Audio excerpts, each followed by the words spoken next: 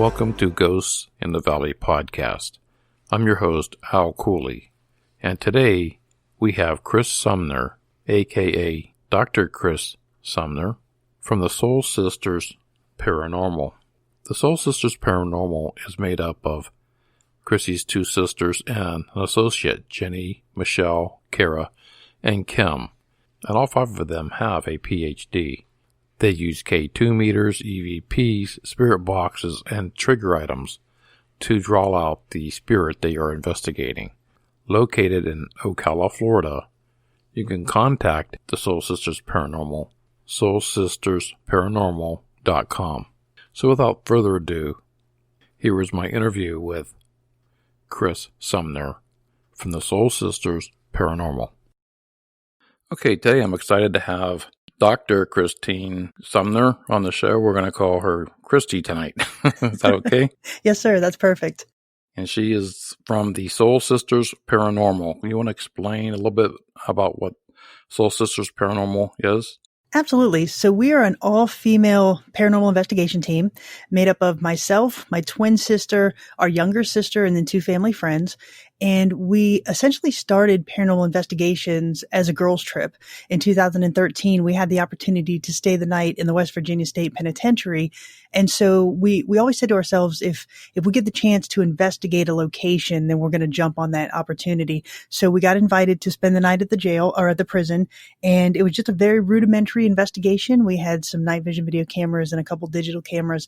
And we walked away with such compelling evidence that night that we really wanted to formalize a professional paranormal group. So we came up with the name Soul Sisters Paranormal, and we came up with our logo and our theme music, and we've just been traveling the country since 2013, visiting some very cool historic locations and investigating paranormal activity. What's so cool about that is not only are you sisters, but you all have degrees of doctors and you have the same interest, in paranormal. We do. You're absolutely right. Yeah, we do. I've got a PhD. My twin has a PhD. We've got two JDs on the team and then a master's holder on the team as well. So we really come at our investigations with a researched background and a research approach, if you will. We've all been in academia pretty much our entire lives. So it's one of those things that our investigations, we really want to highlight what we do, how we do our investigations, the research that we put in behind not only the historical element of the locations, but also the paranormal activity research behind those investigations as well. So we really come at it with a scientific approach, if you will. Yeah, it sounds very professional. I like that. Well, thank you. We tried to be. And what got you interested in the paranormal in the first place? Well, like I said, we've always had an interest in it. My sisters and I would watch the popular television shows, Ghost Hunters, Ghost Adventures and such. And we said to ourselves, if we ever get the opportunity to go to an investigation or be on an investigation, we're going to jump on it, because we would find ourselves watching those shows and we would say to ourselves, why didn't they ask this question, or why didn't they spend more time here? Or, I'd like to go there and actually see if we get the same responses that they got. So like I said, when we went to the West Virginia State Penitentiary, that was really something that we wanted to do. Some of the teams that we had followed had been to that location. So we wanted to kind of validate what they found, but also kind of put our unique historical and paranormal research background behind what we do as well. So we really kind of came up with that style of really researching the location, giving a very detailed historical narrative of the location, and then coupling that with any paranormal activity that we find. And I see you're located in Florida. How far out do you travel from your location you're at now? Well, we've been all over the country. So the farthest that we've traveled has been Villisca, Axe Murder House in Iowa. We've also been fortunate enough to go to the Lizzie Borden House. We've been to West Virginia to Trans-Allegheny Lunatic Asylum, as well as West Virginia State Penitentiary. So we really go all over the country. And it's like I said, it's something that I get to do with my sisters, which is so much fun. And we go first and foremost for the historical aspect, because for us, if you don't have the history and it's not preserved, then you don't have that paranormal element. So to be able to go to some place like Villisca or the Lizzie Borden House or Brushy Mountain State Penitentiary and really have that tactile sensation of immersing yourself in the history of the location, that for us is what really drives us. The paranormal is really secondary because, like I said, for us, if we can tell the narrative of these locations and actually help preserve that in some way, that's what we feel our job is.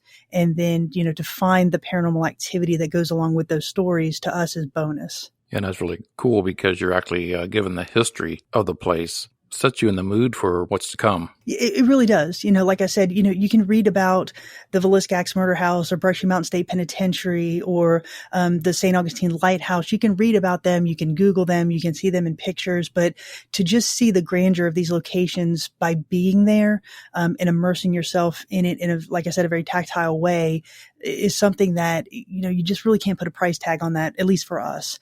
And so that's why we're willing to put forth that investment to go to these locations, to explore them, and then look for that paranormal element again, if we can find it. And for us, we've actually been very fortunate to capture some compelling evidence in the locations that we've visited so far. And what's really cool about this job that I have is I talk to so many different paranormal investigators across the country. I get so many places now that I want to put on my bucket list, just by listening to your locations. And somebody did in Minnesota, New York. It's really interesting that what happens in, say, Augustine is the same thing that happens in East Bethany, New York. Same incident, but different location. Well, and you're absolutely right.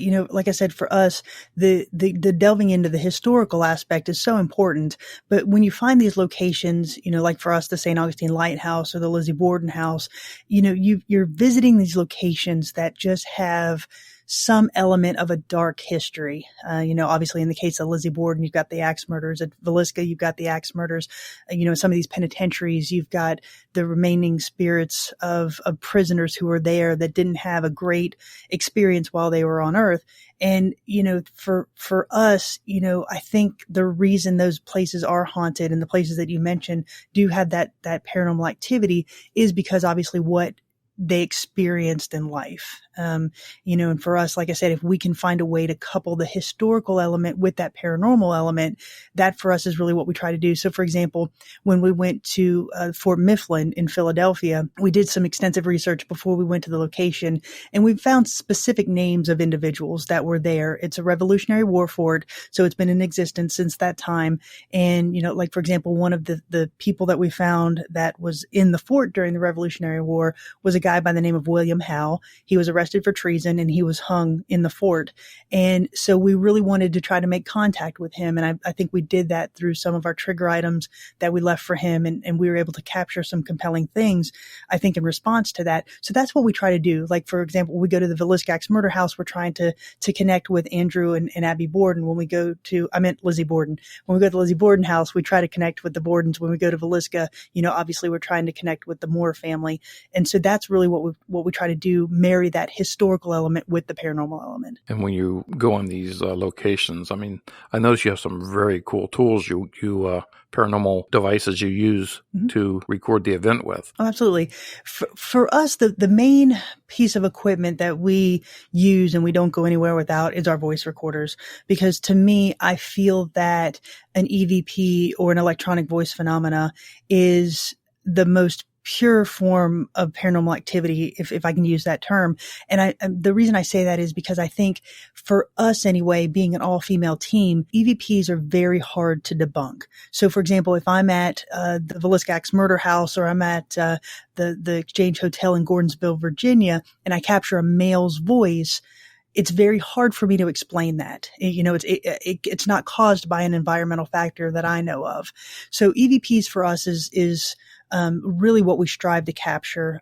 We have been fortunate enough to capture a good EVP, what I would consider a Class A EVP, in most of the locations that we visited. So the voice recorder, to answer your question, is our number one piece of equipment. We do have night vision video cameras that we set up and we leave them run in different locations on the property that we're investigating. We have handheld equipment such as K2 meters, which are designed to measure electromagnetic energy. We have REM pods, which are designed to measure electromagnetic energy as well.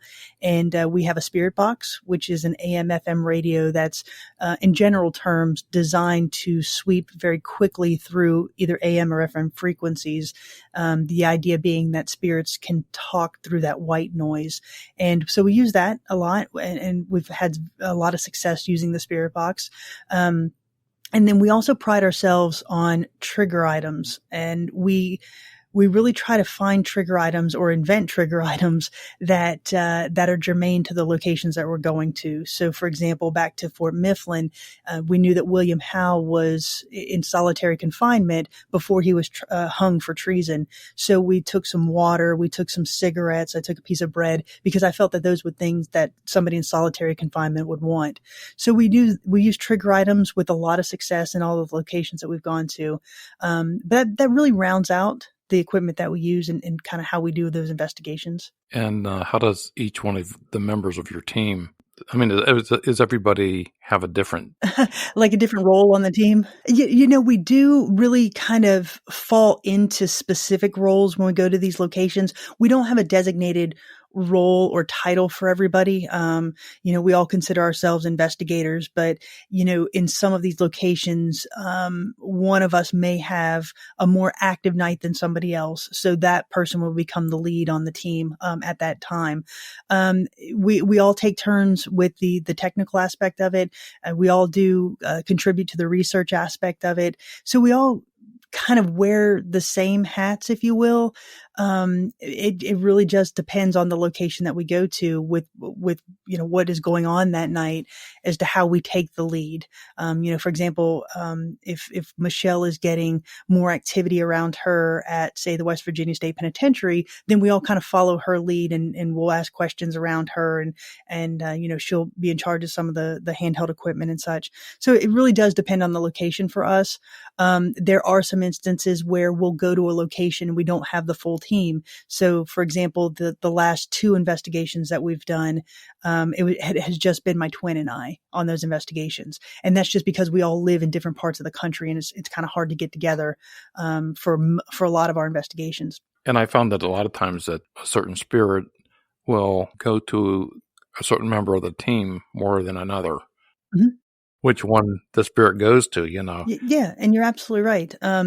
For us, like I said, we're an all-female team, and I think for what we found is that lends a more empathic nature, if you will. I'm not saying that we're empaths on the team, but we go in with that more feminine, empathic nature, because when we go to these locations, we don't go in with bravado. We don't go in to provoke. We don't go in seeking out demonic or negative things.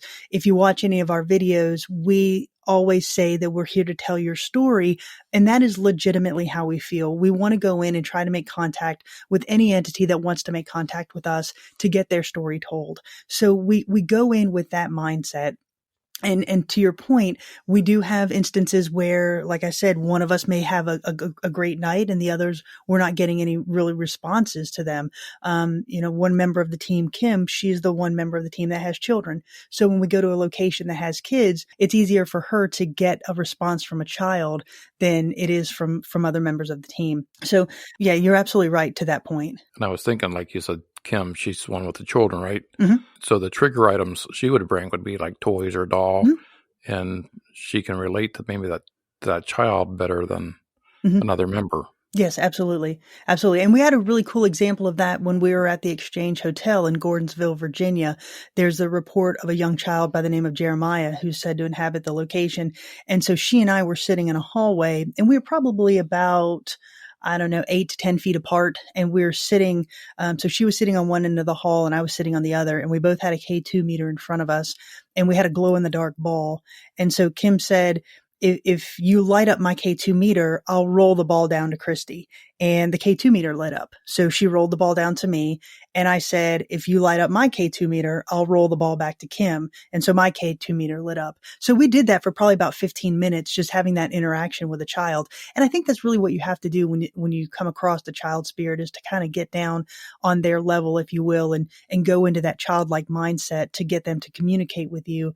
And I think we've done that with great success in a lot of the locations that we've gone to. Yeah, I love the way you brought up the idea of trigger items. Mm-hmm. I think I watched the one video you did of St. Augustine on the flashlight. Yes. And it went off and on. When you asked it to go off and on, it did. And I thought that was a very, very well put together. I mean, I think all your videos were. I didn't see them all, but I seen quite a few. Well, thank you. I appreciate that. Yes, we do use the flashlights in different locations. We always use them on each investigation, but it just depends on what room we're in, whether or not we use them. So the St. Augustine Lighthouse, we did have a very cool interaction with that. At the Trans-Allegheny Lunatic Asylum, we also were interacting with a child and had a very cool flashlight session there as well. And it was interesting because we had set the flashlight, it was a completely dark room, and we set the flashlight up on a windowsill, and it was sitting right beside a K2 meter, and it was also sitting next to a balloon. And so we said, if you're here, can you light up the flashlight? So the flashlight went off at the same time the K2 meter went off, and then the balloon started rolling. So we actually had 3 pieces of validation right on that windowsill that something was going on at that time. And that's really what we try to do at our locations. As you mentioned, we have a lot of equipment that we use, but we don't rely on one piece of equipment on any of these investigations. If I capture an EVP, that's really cool. But if I capture an EVP and I have the K2 meter going off, that's a little bit better. If I have the K2 going off and capture an EVP and I capture a shadow figure, those are pieces of evidence that are building my case for something that I can't explain. We'll be right back with our conversation with Kris Sumner from the Soul Sisters Paranormal after these messages. This week's episode is brought to you by Indie Blast Podcast Network, spotlighting the best in independent podcasting. If you are a podcaster looking for a network of other amazing podcasts, look no further than Indie Blast. We offer camaraderie of other podcasters sharing in the hustle of trying to make the best and most professional podcasts we can.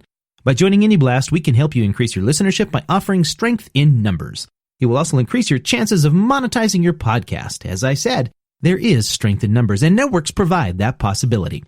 If you are interested in finding out more about the Indie Blast Podcast Network, go to indieblastnetwork.com/contact. That's indieblastnetwork.com/contact.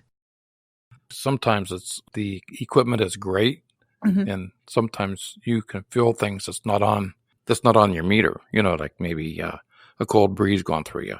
And you're absolutely right. For us, we have that experience a lot. We're either getting touched, or we have that cold breeze, or we have the goosebumps that stand up on our hair there. But it's very hard to translate that obviously over video. So while we will say, the temperature is going down, we will show the temperature on a thermometer actually going down, if we have that experience. And so, like I said, to us, the validation using multiple pieces of equipment is what we really strive to do. And you're right. There are instances where things don't want to interact with certain pieces of equipment, or that they feel that for some reason they don't want to at that time. And I'll give you an example of what I'm talking about. I was actually investigating at the old Gilchrist County Jail with Miranda Young from Ghost Biker Explorations. She and I collaborated on this location, and she and I were the only 2 people on the property this night. And this property is not in the greatest of areas. So when we were talking to the owner and we were going to go investigate, the owner told us, if y'all carry weapons, I highly recommend you carry your pistols with you throughout the night, because that's the area that we're in. Said fine. So we said fine. We both carry. And so we both had our pistols with us, and we said, that's fine. And so we go into this jail, which was in operation from 1928 to 1968. And we have our guns on us, and we set up all of our equipment, and we weren't really getting anything. It felt like there was something that wanted to communicate with us, but we weren't getting anything on our equipment. And so Miranda just said, I wonder if they think we're cops. And so we said, okay, we'll take our guns off to show that we're not cops. So I put my pistol down on a cot in one of the cells, and Miranda, she reached to put hers down, and she goes, I'm putting my gun down nice and easy.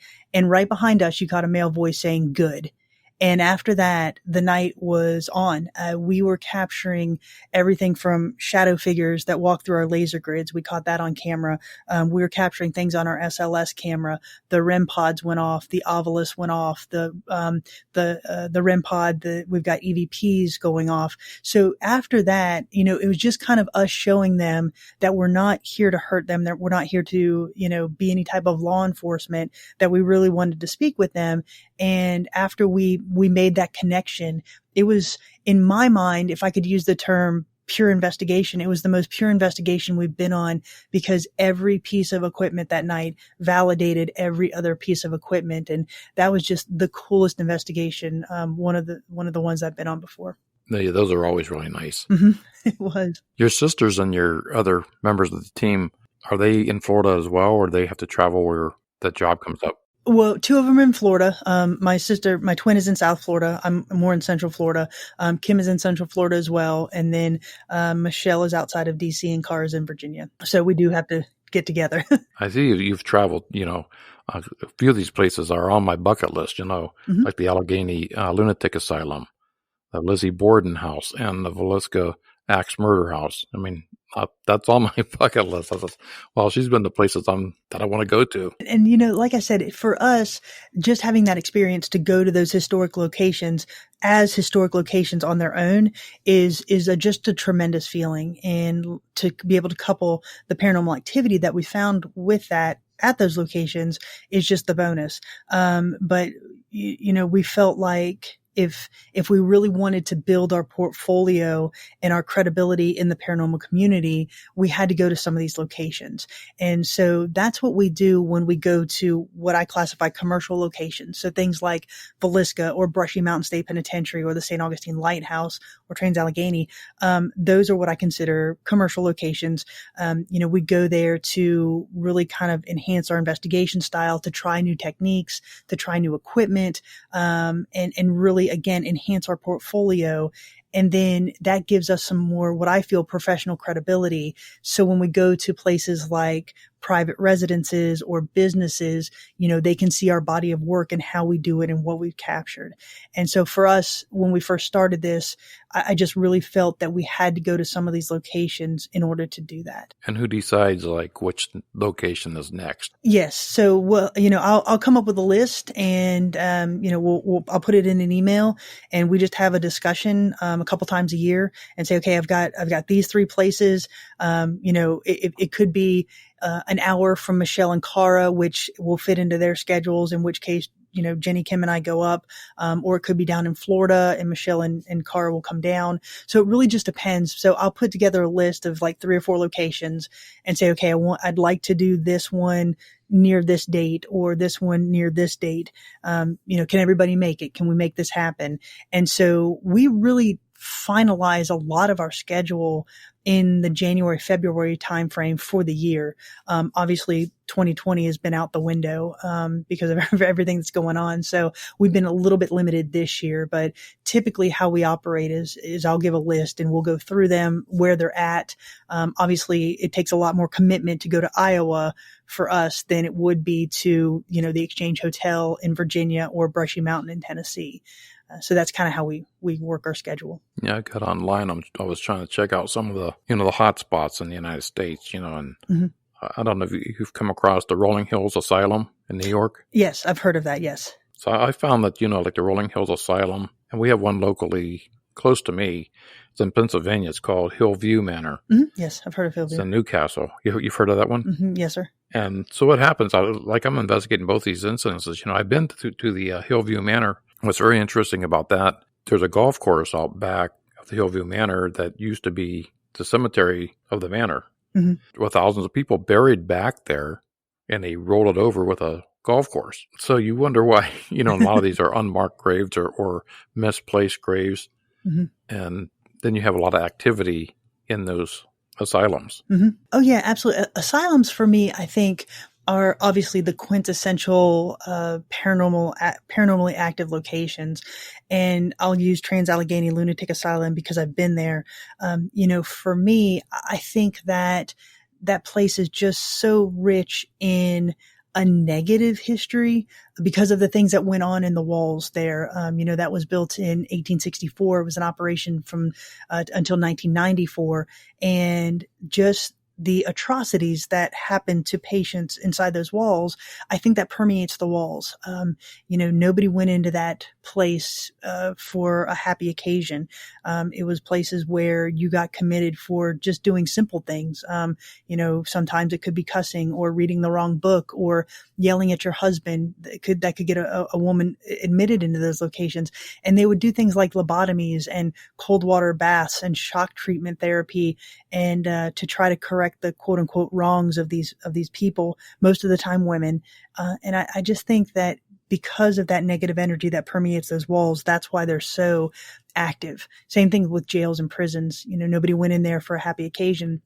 And I think that it just, it's one of those things that you go in and while they were in operation, the things that they saw that happened inside those doors and those hallways, are what we're finding when we go. That's the residual, that we're finding when we go to these locations. I've heard you say that you don't do exorcisms or clearing of ghosts or any of that. So what happens if you come into a building or house that has some demonic energy in it? And you're correct. What we feel our job is to actually go in and just validate that something is happening, that there is some unexplainable occurrences that we find that we have no explanation for. When we go to some place that's commercial, obviously we don't own those locations. So for me to go in and say, I'm going to exercise this location, if I go to Trans-Allegheny, obviously I don't own it, so I'm not going to try to get those spirits and entities to leave. That's not my place.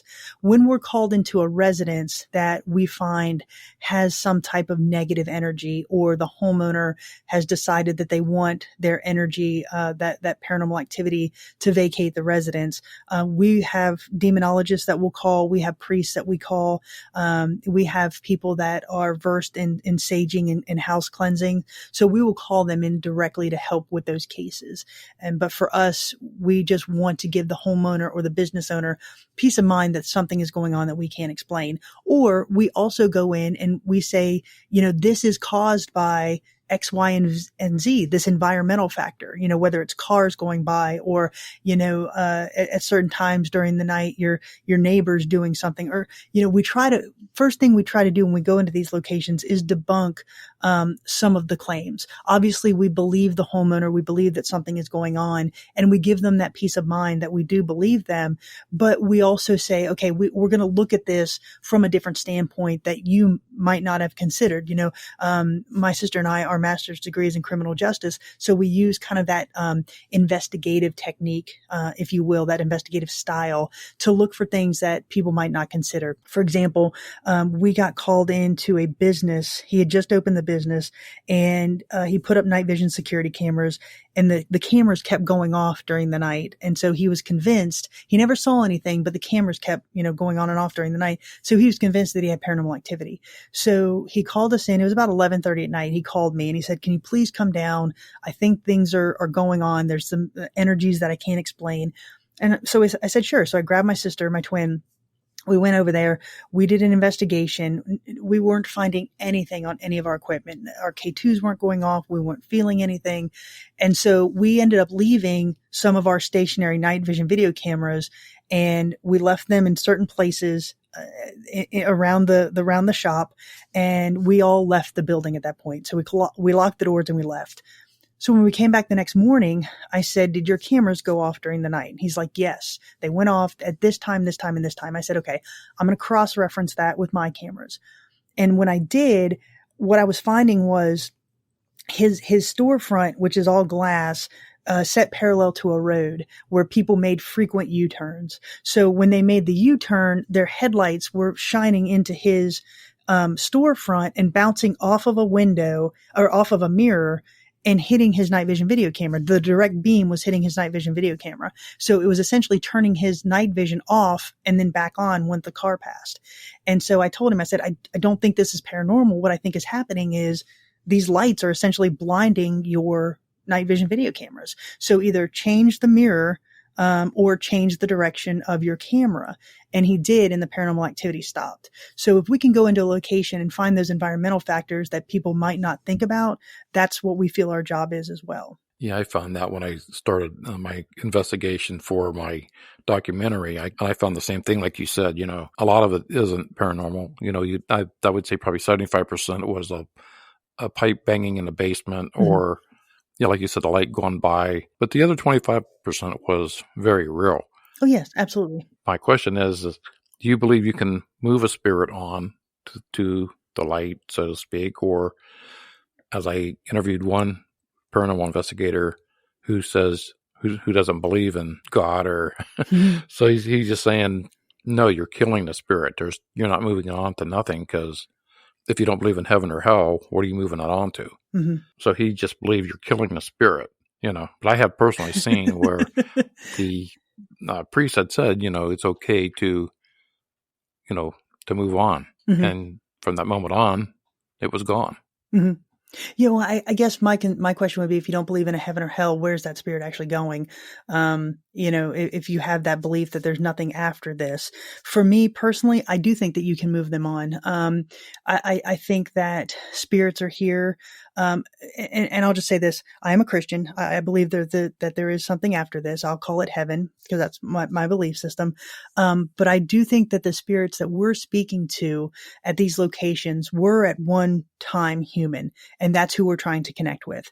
And so for me, conducting these investigations, I feel that there's 3 reasons why a spirit remains. Either they do have unfinished business. There's something that they need completed. And once that is completed, or finalized, then they can ascend to whatever's next. The second one is that for some reason they're stuck.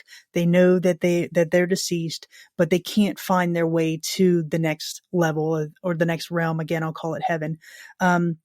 And then the third one is they're staying earthbound because they're afraid of what's going to happen next. Whether, and I find this most in prisons, they're afraid of the punishment that's coming next because of how they were and how they lived their life on earth. So I think that's why a lot of prisons are haunted, because those souls, they're afraid. So that's what I think is keeping some of these spirits here, those 3 reasons. But I do feel that you can move them on. I've been to several houses where we have conducted cleansings, where we have blessed the house with holy water, and the feeling is different. You have those, that lighter feeling, if you will. So I do believe you can get them to move on. Like I said, it's not my place to do that, but I do know of people who have done that. While I don't seek out demonic entities or negative entities, I do believe that evil exists in the spirit world. I do think that there are demons. I'll go back to Miranda Young from Ghost Biker Explorations. She had a direct dealing with this at a house that she was investigating, where it was a very demonic entity. I mean, every time she would go in, she would capture things like, Miranda, you're going to die, very evil things. So she called in a demonologist, and I was able to witness this firsthand. She called in a demonologist, and they spent about 8 hours trying to cleanse this house. And eventually they did. And the times that she's gone back after that, it's a different feel. It's a different look. The house has a lighter feel to it. So I do think that you can get things to move on. And to me, that is that heaven.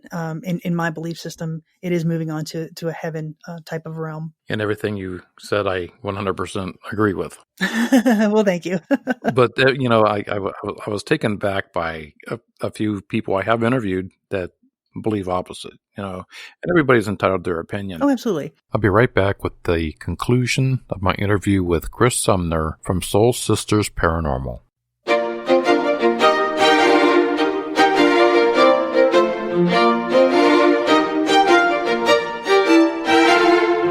Hello, I'm Kayla Knight, the host of Get Grim, a weekly podcast for the miniature folklorist or teller of tales in your life. Each week, I adventure to adapt several tales around a central theme and share them with my audience, along with my own commentary and background on each story. New episodes are released every Saturday, and I can be found on Apple iTunes or on your favorite podcast app.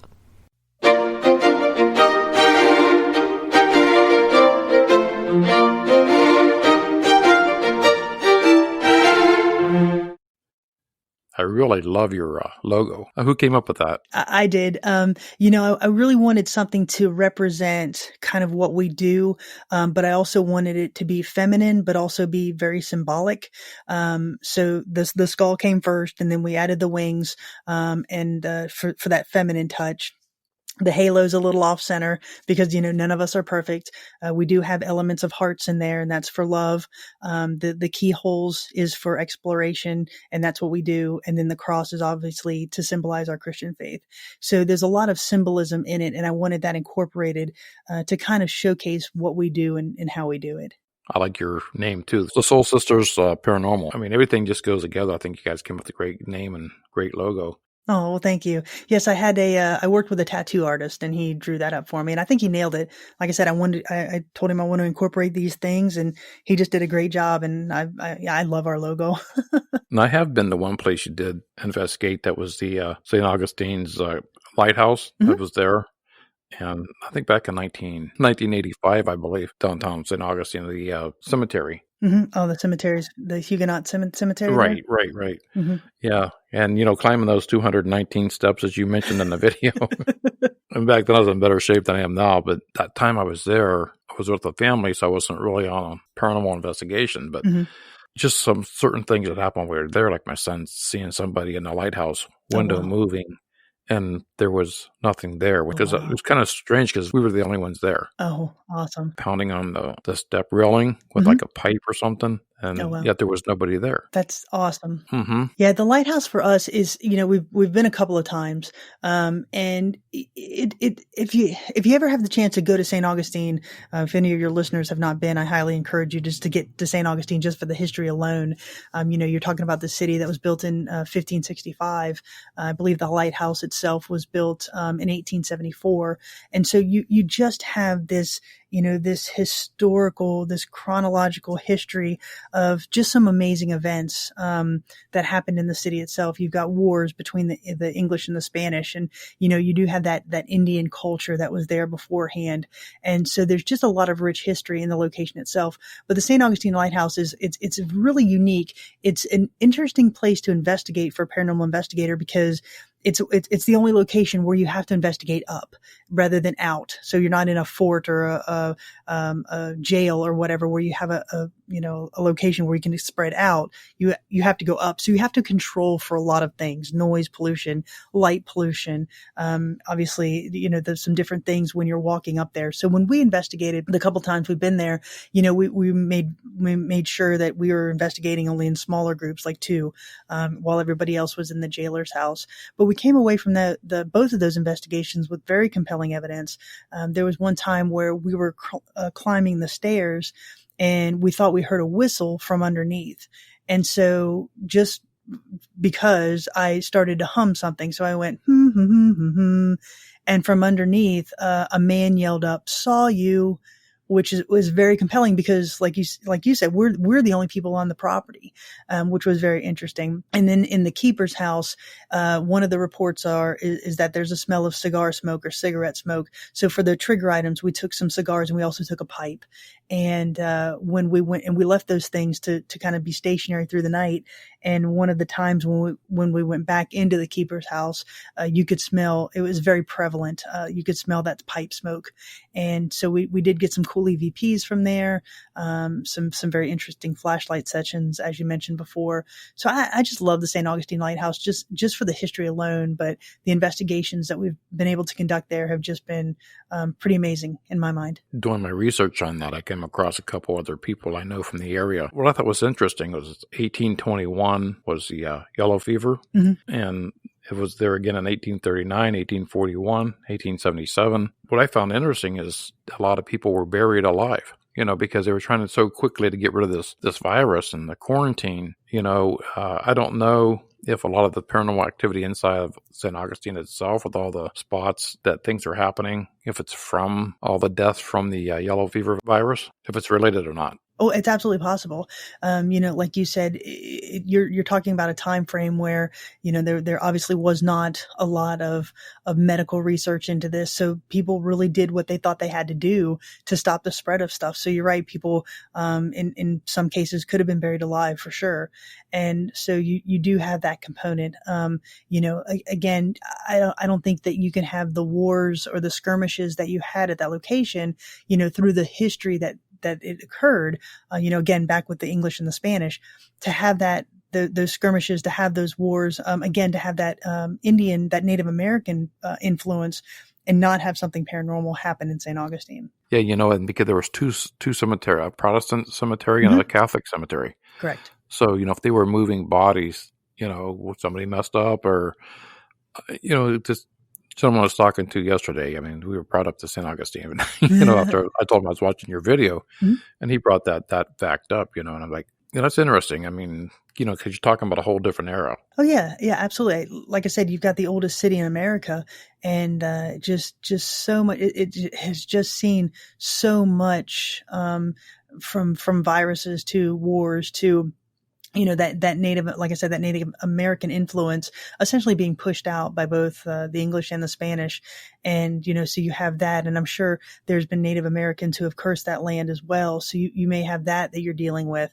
But there's numerous locations in St. Augustine that are reported to be haunted. We've just, like I said, been fortunate enough to do the Lighthouse twice and have come away with some compelling evidence both times. I was talking to my son today. He just moved from Miami to Tampa. He was showing me pictures of his apartment, and he's right across the way was a Hotel Floridian. I think it's the Floridian. If you look that up, it was built in 1927. That's I guess it has tons of hauntings in that.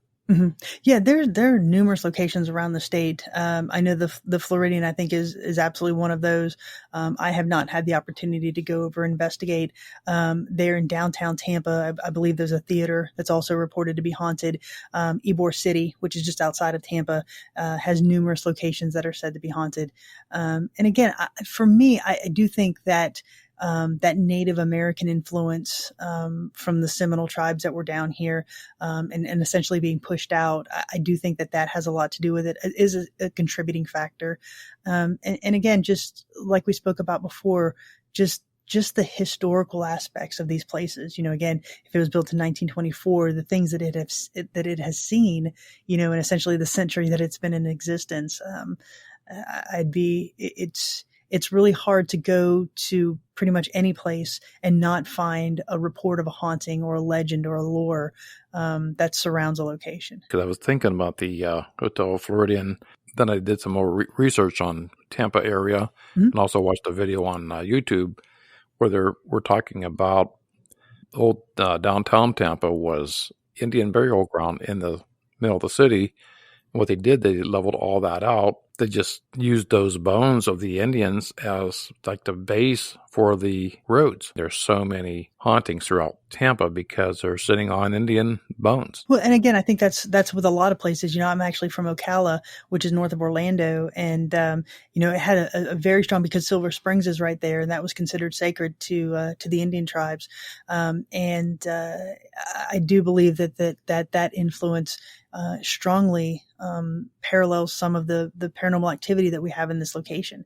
And I think you have to go back to that. And, they absolutely, Native Americans absolutely considered the land as sacred. They were one with the land. And, for the Europeans to come over and kind of take over that, if you will, I do think that there are strong. I think that's why West Virginia State Penitentiary is so haunted. It sits about 20 feet from one of the largest Indian burial mounds in West Virginia, there in Moundsville.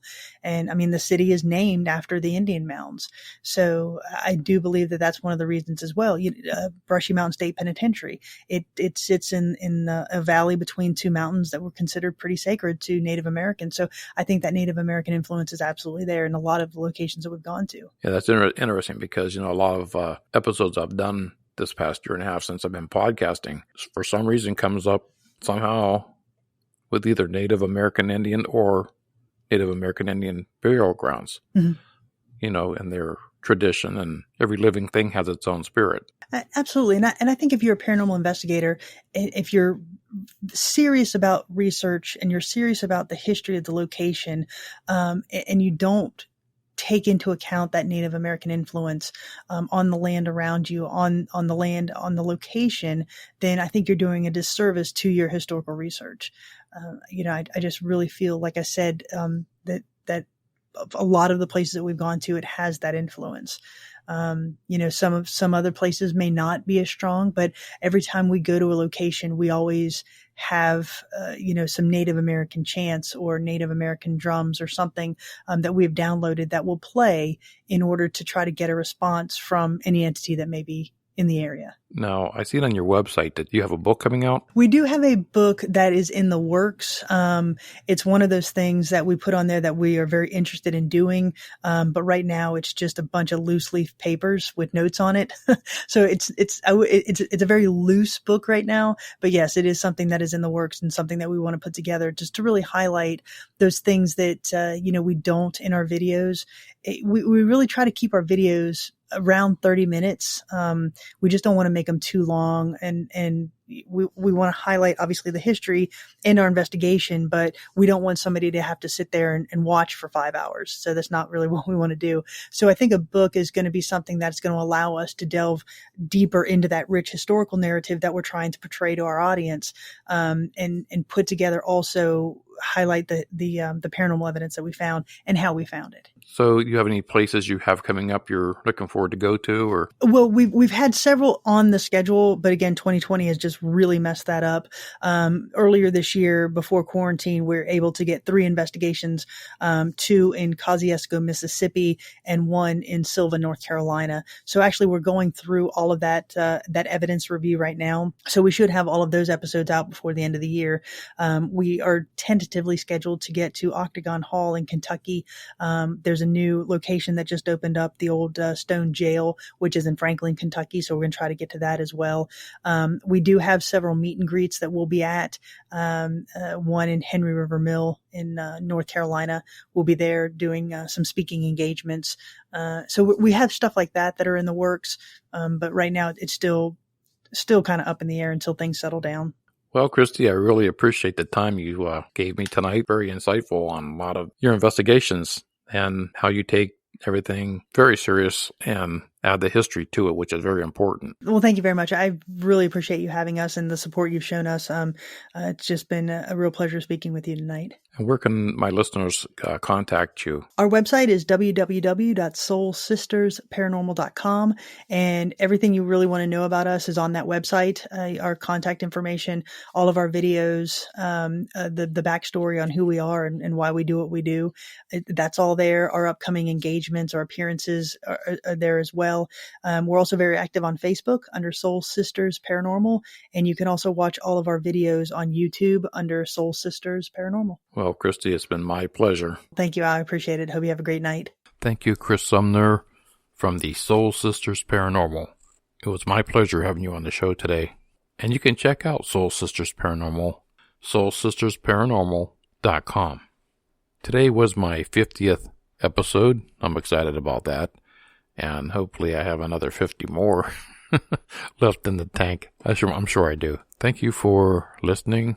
You can leave your comments and paranormal stories at cooley54@gmail.com. And all links will be at the bottom of this podcast. Thank you very much. I'm your host, Al Cooley, Ghost in the Valley podcast.